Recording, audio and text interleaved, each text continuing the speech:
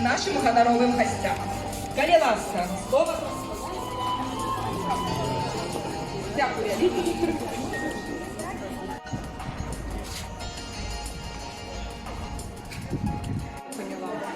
Это клиента проводит. Слушай, ну вообще классно. Скажите мне, вам дано что раз депозитарий?